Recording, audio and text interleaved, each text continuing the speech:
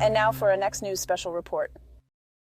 Ladies and gentlemen, imagine being at the heart of a seismic courtroom drama in the bustling city of New York, where every statement echoes louder than the last, where the storyline can shift in an instant. Tonight, we're taking you deep into this theater where unexpected confessions, high stakes, and heavy fines are the order of the day. Picture this: President Trump, a central figure, finds himself surrounded by revelations, rebuttals, and a relentless pursuit from foes. But as we unravel the events, ask yourself, who really has the upper hand? And as we dive deeper, we've saved a final reflection, a question that might change how you see everything. Will Trump's defiance come at a much steeper price than anticipated? Stick around to discover.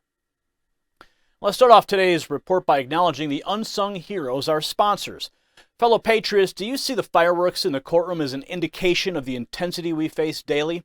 Much like the unexpected turns in this trial, there are small businesses out there waiting for their moment to shine, to get their message across. If you're one of them, the Next News Network is here for you, and by partnering with us, you'll be not only broadening your reach, but also supporting our continued effort to uphold and restore the Republic. It's the backbone of our nation that keeps us steady. If you're interested, head over to sponsораpatriot.com. Let's strengthen our voices together. Now, ladies and gentlemen, let's dive right in. In the midst of the New York City towering skyline, a courtroom has become the epicenter of a high-octane drama, and the center character is none other than President Trump. A maze of allegations, counter-allegations, fines, and more. It's been an eventful ride. To set the stage, Michael Cohen, once a staunch ally of Trump and now carrying the weighty title of convicted felon, delivered a curveball. He asserted that Trump never at any point directed him to inflate his financial assets. One would think that this testimony would clear the air and lead to the case's dismissal. But Judge Engoron seemed to have other ideas, and as a result, we saw an understandably vexed Trump taking the matter straight to the public right outside the courtroom. He highlighted how the chief witness, Cohen himself, had bolstered their defense. Watch.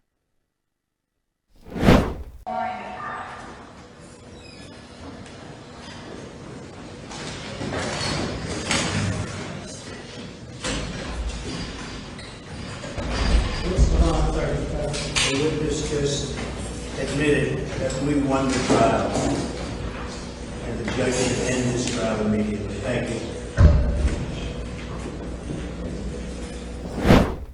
But Cohen was far from done. Once the courtroom formalities wrapped up, he unleashed a salvo, framing Trump's disposition of that of a defeated man. His mission?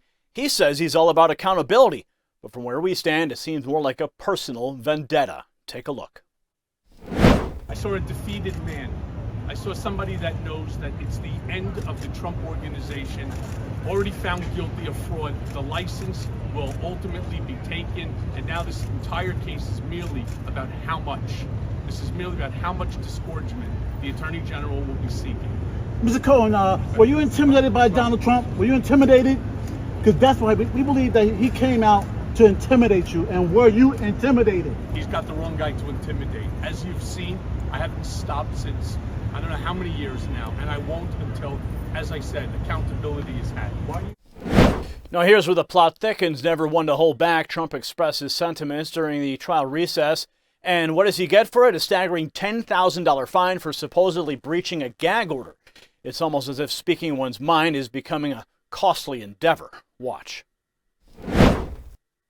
This was a trial should have never been brought, but if we had a jury, it would have been fair, at least, even if it was a somewhat negative jury, because no negative jury would vote against me.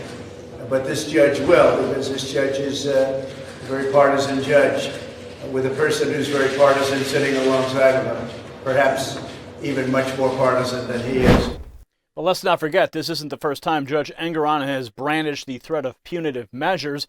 He previously hinted at a potential jail sentence for any other further transgressions. Despite Trump clarifying that his comments weren't aimed at Judge Engoron's aid, the judge remained unconvinced.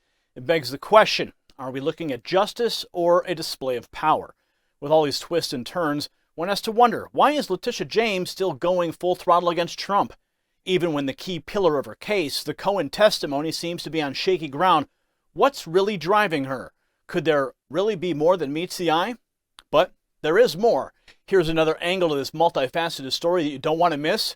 It's Trump's side. Watch. Thank is happening inside the courtroom just now? What? What just happened inside the courtroom right now? You mean the conversation? Yes. That I can't tell you.